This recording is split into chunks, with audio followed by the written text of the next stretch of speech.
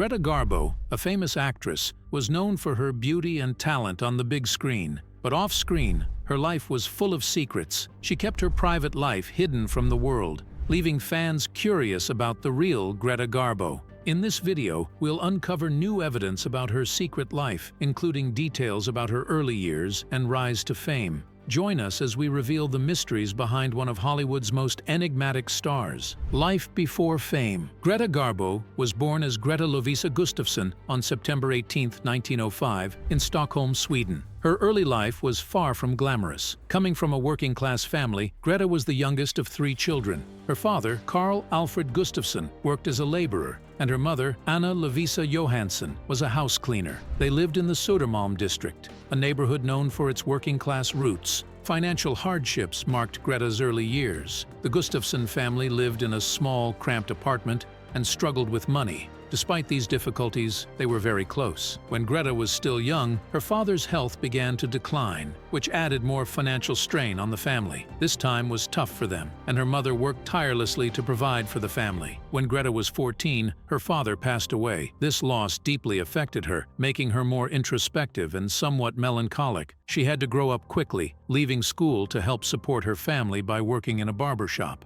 This period was challenging, but it helped build the resilience and determination that later fueled her success in film. Even with their financial struggles, Greta managed to attend school for a while. She was a quiet and dreamy child, often lost in books. Her imagination was her escape from reality, and she showed an early interest in performing arts. This passion would eventually lead her to a career in cinema. Though her time in school was short, it was crucial. Here, Greta's love for acting began to take shape. She was drawn to theater and loved the idea of becoming different characters. This early exposure to the arts ignited a passion that stayed with her. After leaving school, Greta didn't give up on her acting dreams. Her job at the barbershop was demanding, but it provided some financial stability for her family. Greta's determination was evident even at this young age. She worked long hours but used her free time to nurture her love for the performing arts. During this time, Greta seriously considered a career in acting. She was inspired by the silent films of the era and the actresses in them. Her fascination with film and theater grew, and she began to dream of a life beyond the barbershop. Early career. In 1920, at the age of 15, Greta Garbo started her formal acting training at the Royal Dramatic Theatre's acting school in Stockholm, Sweden. This was a major shift in her life, placing her in a demanding environment that required discipline and talent. Greta quickly showed her commitment and her ability to express deep emotions with subtlety, impressing her teachers. During her time at the school, Greta developed her acting skills, learning stagecraft and the expressive power of the human face and body. This period was crucial in shaping her future career, serving as more than just education, but a formative experience that influenced her acting approach throughout her life. In 1922, her growing talent caught the attention of Moritz Stiller, a key figure in Swedish cinema. Stiller, a visionary director, saw Greta's potential and became her mentor. He played a vital role in her early career, giving her opportunities that would have otherwise been unreachable. Stiller's impact on Greta was significant. He introduced her to film, gave her the stage name Greta Garbo, and recognized her unique blend of vulnerability and strength, qualities he believed would captivate audiences. Under his guidance, Greta refined her screen presence and developed a powerful yet subtle style. In 1924, Stiller cast Greta in the lead role of his film The Saga of Gösta Berling. This role was a turning point for her. The film, based on Selma Lagerlöf's novel, was an epic story of love and redemption set in 19th century Sweden. Greta's performance was mesmerizing, catching the attention of critics and audiences alike. The success of The Saga of Gösta Berling marked Greta's breakthrough in Swedish cinema. Her portrayal of a complex, tormented character showed her ability to convey deep emotion without overacting. This role established her as a rising star and set the stage for her future success. Stiller continued to mentor Greta, helping her secure roles that highlighted her strengths and helped her grow as an actress. His influence extended beyond artistic guidance to career management, understanding the importance of strategic choices in building a lasting career. Under Stiller's mentorship, Greta's acting style continued to evolve, marked by nuanced, understated performances that set her apart from her contemporaries, who often used exaggerated expressions. By the end of 1924, Greta Garbo had firmly established herself as a rising star in Swedish cinema. Her growing reputation reached the United States, catching the attention of Louis B. Mayer, the head of MGM Studios. Mayer saw potential in Greta to captivate American audiences. Mayer invited Greta to Hollywood, a pivotal moment in her career. Working in Hollywood offered the chance to reach a global audience and achieve international stardom. Greta accepted the offer and moved to the United States with Moritz Stiller to begin her Hollywood journey. Greta's arrival in Hollywood marked a new chapter in her career. She entered a world vastly different from the Swedish film industry. Hollywood, the center of the global film industry, offered tremendous opportunities and significant challenges. Her transition to Hollywood was not without difficulties. She had to adapt to a new culture and way of working. However, her talent and determination soon became evident. Greta's unique style and screen presence quickly set her apart, and she began to make a name for herself in the American film industry. The start of a Hollywood career. Greta Garbo's journey into Hollywood began a career that would make her a film legend. Her first American movie, Torrent, came out in 1926, directed by Montabelle. This film highlighted Garbo's remarkable talent and range as an actress. In Torrent, Garbo played Leonora, a Spanish peasant girl who becomes an opera star. The film, based on Vicente Blasco Ibáñez's novel, was well received and introduced Garbo to American audiences. Her performance was highly praised, establishing her as a serious actress in Hollywood. After Torrent, Garbo starred in The Temptress, directed by Fred Niblo. In this movie, she played Elena, a woman whose beauty and charm led men to ruin. The Temptress faced many challenges, including changes in directors and multiple script revisions. Despite these issues, Garbo's performance was outstanding. Her portrayal of Elena was captivating and reinforced her status as a leading actress. The film's success showed Garbo's ability to handle complex roles and maintain a strong screen presence. Also in 1926, Garbo starred in Flesh and the Devil, directed by Clarence Brown. This movie was a turning point in her career, pairing her with John Gilbert, a popular actor of the time. The story, about a love triangle, showcased the intense chemistry between Garbo and Gilbert. Their performances impressed audiences, and the film was both a commercial and critical success. Garbo's role as Felicitas, a seductive and tragic figure, boosted her popularity. This role allowed her to display a wide range of emotions, further establishing her as a versatile actress. In 1927, Garbo starred in Love, an adaptation of Leo Tolstoy's novel Anna Karenina, also directed by Clarence Brown. Again, she was paired with John Gilbert. The film gave Garbo another chance to show her dramatic skills. Her portrayal of Anna, a woman torn between passion and duty, was widely praised. Love was a significant success and added to her list of acclaimed performances. In 1928, Garbo starred in The Divine Woman, directed by Victor Sjöström. Although only fragments of this film survive today, it is noted for Garbo's portrayal of Marianne, a peasant girl seeking fame in the theater. Her performance in The Divine Woman further showcased her ability to convey deep emotions. Despite the film's partial loss, Garbo's talent was clear in the surviving scenes, and her portrayal was praised for its authenticity. Also in 1928, Garbo played an enigmatic spy in The Mysterious Lady, directed by Fred Niblo. This film highlighted Garbo's skill in portraying complex characters with subtlety. Her performance as Tanya Fedorova, a woman involved in espionage and romance, showcased her talent for conveying intricate emotions. The Mysterious Lady was another success for Garbo, further enhancing her reputation as a talented actress. One of Garbo's most important films from this period was A Woman of Affairs, directed by Clarence Brown and released in 1928. Based on Michael Arlen's novel The Green Hat, the film was a critical and commercial success. Garbo's portrayal of Diana Merrick, a woman facing personal and societal challenges, was praised for its sophistication and emotional depth. This role allowed Garbo to explore complex themes and showcase her ability to handle emotionally charged performances. Garbo's final silent film was Wild Orchids, directed by Sidney Franklin and released in 1929. In this film, she played a neglected wife who falls for a Javanese prince. Her performance was praised for its depth and nuance, further cementing her status as a leading actress. Wild Orchids demonstrated Garbo's ability to captivate audiences with her expressive and understated acting style. Transition to sound films. In 1930, Greta Garbo faced a significant challenge, moving from silent films to sound. Many silent film stars struggled with this change, but Garbo adapted smoothly. Her first sound film, Anna Christie, marked a key moment in her career. Directed by Clarence Brown and based on Eugene O'Neill's play, Garbo played Anna, a troubled woman with a complex past. Her powerful performance and captivating voice amazed audiences. The film was a huge success, and Garbo showed she could handle talkies. Her role in Anna Christie earned her first Academy Award nomination for Best Actress, confirming her place as a leading actress in sound films. Following Anna Christie, Garbo starred in Romance in 1930, also directed by Brown. She played Rita Cavallini, an opera singer in a complicated love affair. Her nuanced performance earned her another Academy Award nomination, making her one of the few actors to get 2 nominations in the same year.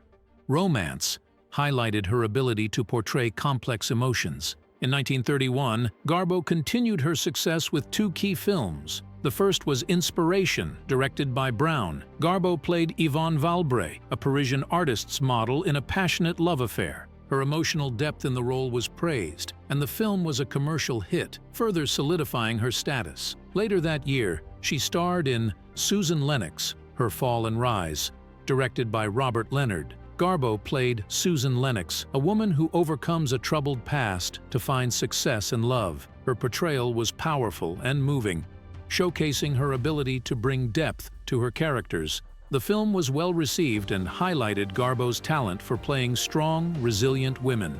Also in 1931, Garbo took on the role of Mata Hari, the famous World War I spy, in a film directed by George Fitzmaurice. This role required Garbo to convey the allure and mystery of the historical figure. Her performance was captivating, and the film was a box office hit. Mata Hari showcased Garbo's ability to portray enigmatic characters, further solidifying her reputation as a versatile actress. In 1932, Garbo starred in Grand Hotel, directed by Edmund Goulding. This ensemble film featured an all-star cast, including John Barrymore, Joan Crawford, and Lionel Barrymore. Garbo played Grusinskaya, a melancholic ballerina. Her performance was critically acclaimed, and her portrayal of Grusinskaya was both haunting and beautiful.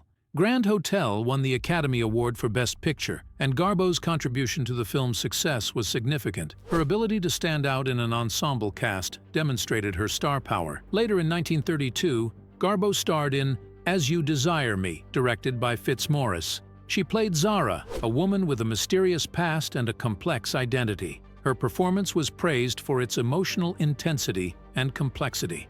As You Desire Me was another success for Garbo, highlighting her ability to take on challenging roles. In 1933, Garbo starred in Queen Christina, directed by Ruben Mamoulian. She portrayed Queen Christina of Sweden, a role that required her to explore themes of identity and personal freedom. Garbo's performance was powerful and moving, earning praise for its emotional depth. The film was a critical and commercial success. Another film was The Painted Veil, released in 1934 and directed by Richard Boleslavsky. Based on W. Somerset Maugham's novel, the film told the story of Katrin Corber-Fane, a woman on a journey of self-discovery. Garbo's portrayal of Katrin was deeply moving, and her performance was praised for its emotional complexity. The film was a success, further solidifying Garbo's reputation as a versatile actress. In 1935, Garbo starred in Anna Karenina, directed by Brown.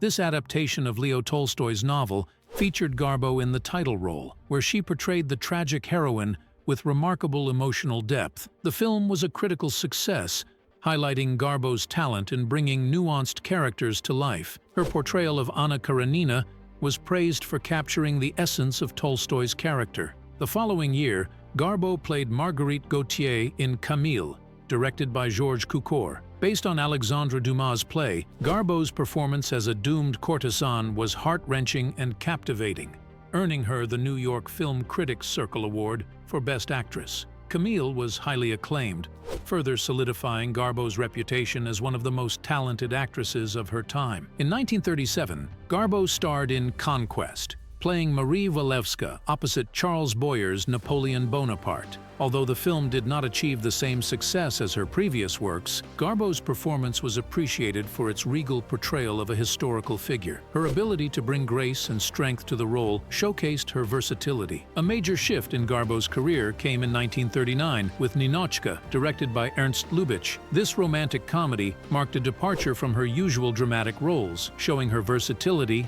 and comedic timing. Ninotchka was a commercial and critical success, earning Garbo her third Academy Award nomination for Best Actress. The film's tagline, "Garbo Laughs," emphasized her rare venture into comedy. Her performance in Ninotchka showcased her ability to excel in various genres. Garbo's final film before her retirement was Two-Faced Woman in 1941, directed by George Cukor. In this film, she played a dual role, blending comedy and romance. Despite mixed reviews and its lack of success compared to her previous works, Garbo's performance was still significant. Two-Faced Woman showed her willingness to take risks and explore different aspects of her craft. Life after retirement. After Greta Garbo retired from acting in 1941, she chose a life far from the spotlight she once commanded. The famous actress, known for her memorable performances, decided to live in New York City, opting for a quiet and private existence. Garbo, who had been a major Hollywood star, now preferred the calm streets of Manhattan to the hectic film sets and studios. Her decision to withdraw from public life was firm. She rarely made public appearances and kept her distance from the media, an unusual move for a star of her stature. Garbo's new life involved a lot of travel. She especially loved Mediterranean destinations, often visiting Europe to enjoy the peaceful landscapes and rich cultures. Despite her efforts to stay out of sight, paparazzi frequently captured her during these trips. However, Garbo never interacted with the press, keeping her silence and privacy intact. In the 1950s, Garbo's passion for the arts grew. She became a dedicated art collector, gathering an impressive collection of works by famous artists like Pierre-Auguste Renoir and Kees van Dongen. Her New York apartment was filled with these masterpieces, showing her refined taste and deep appreciation for visual arts. Garbo's cultural interests went beyond painting. She was an avid reader and a regular at concerts and art exhibitions. Literature and music became central to her life, filling the gap left by her departure from acting. Garbo's personal life, though private, was not without companionship. She kept close friendships with a few people who respected her need for solitude. Among them were actress Mercedes D'Acosta and novelist Salka Viertel. These relationships gave Garbo the emotional support she valued, yet she often retreated into solitude, maintaining the mysterious aura that had always surrounded her. In the 1960s and 1970s, Garbo's health started to decline. She continued to live in her New York City apartment, but her frequent travels became less common. Despite her reclusive lifestyle, the paparazzi still sought her out, capturing glimpses of the legendary actress in her rare public appearances. Garbo's health issues included a kidney condition that required medical care, and she became increasingly frail over the years. During this time, Garbo continued to nurture her love for art and culture. Her collection grew, and she remained a dedicated reader and concert goer. The actress's ability to find comfort and joy in the arts highlighted her strong connection to creative expression, even as her physical health declined. In the 1980s, Garbo's health worsened. She suffered from various ailments, with her kidney condition becoming particularly troublesome. Despite these health challenges, Garbo maintained her preference for a secluded life, spending most of her time in her New York apartment. She rarely ventured out, and her once close circle of friends saw her less frequently. The actress, who had once captivated audiences with her on-screen presence, now lived a life of quiet solitude. Garbo's final years were marked by isolation. On April 15, 1990, she passed away at the age of 84. The cause of death was pneumonia and renal failure. Her passing marked the end of an era, but her legacy as one of cinema's greatest icons remained strong. Garbo's remains were cremated, and her ashes were interred at Skogskyrkogården Cemetery in Stockholm, Sweden, where her legacy lives on not only through her films, but also through the many awards and honors she received. Garbo was nominated for several Academy Awards during her career, and her work continues to be celebrated and studied by film enthusiasts and scholars. Her ability to convey complex emotions with subtlety and grace remains a benchmark for aspiring actors. Her secret life uncovered. Greta Garbo once famously said, "I don't have to live in New York. I could live in hell." This quote reflects her complicated feelings about fame and privacy. Even with her great success in Hollywood, Garbo was very protective of her personal life. Her wish for privacy became as famous as her career. After she stopped making movies, her reclusive lifestyle continued to fascinate fans and photographers. In the mid-1950s, Garbo chose to live in New York City. This might seem odd for someone who valued privacy, but she managed to stay secluded, even in such a busy city. People were always excited to see her, and she was often recognized and photographed despite her efforts to blend in. For example, photographer Bill Cunningham once took her picture in a nutria coat without knowing it was her until later. When Garbo moved to Manhattan, she was very wealthy. Even though she could have lived anywhere, she chose New York City as her refuge. She became a well-known part of the city, and sightings of her were always news. Actress Liv Ullmann once got so excited to see Garbo that she jumped out of a limousine, only to be held back by a friend while Garbo quickly left. Garbo's life in New York was simple and routine. She bought a 7-room apartment at 450 East 52nd Street in 1953. This place became her sanctuary, decorated in soft pinks and purples. Despite owning many glamorous gowns, she preferred casual clothes for her daily activities. Her routine was very predictable. She started her day with toast in front of her black and white TV, shopped for fresh produce in the morning, took a walk in the afternoon, and had dinner on a tray while watching TV in her bedroom by 5:30 p.m. Garbo wasn't a complete recluse. Her great-nephew Derek Ricefield said her date books were full of social events. She liked hosting small gatherings and going out with friends. Despite her social life, she kept strict boundaries. Few friends had her phone number. She preferred to initiate contact herself. One of her close friends was Jacqueline Onassis, but even Jackie didn't have Garbo's phone number. This shows how much control Garbo wanted over her relationships, including romantic ones. While her affairs in Hollywood were well known, she never let them interfere with her independence. Garbo's sexuality has been much talked about. She had public relationships with men, like John Gilbert, but her relationships with women were more private. One notable connection was with writer Mercedes de Acosta, who claimed to have had a lesbian affair with Garbo, though this was not confirmed by Garbo's letters. A key relationship was with Swedish actress Mimi Pollock. They met at drama school in Sweden and exchanged letters for 60 years. These letters revealed Garbo's deep feelings for Pollock. Even after Pollock married and had children, Garbo expressed her love for her, calling herself Pollock's old bachelor. This long-lasting attachment suggests that Garbo's desire for solitude may have partly stemmed from unfulfilled romantic desires. When Pollock announced her pregnancy, Garbo wrote that they still belonged together despite their situations. Garbo did enjoy some luxuries. She invested wisely in real estate and fine art, including works by Renoir. Despite her reclusive nature, she traveled a lot, spending summers in Europe. These trips gave her the anonymity she desired. Garbo was also ahead of her time in health and fitness. She did yoga and followed a healthy diet. Her great-nephew Derek Ricefield recalled her sending him wheat germ, highlighting her focus on wellness. One of the most painful events in Garbo's life was her relationship with photographer and designer Cecil Beaton. Though close, their relationship was marred by Beaton's betrayal when he published his diaries in 1972, revealing personal details about Garbo. This public exposure hurt her deeply, and their relationship was never the same. They met only once more, years later, when Beaton was very ill.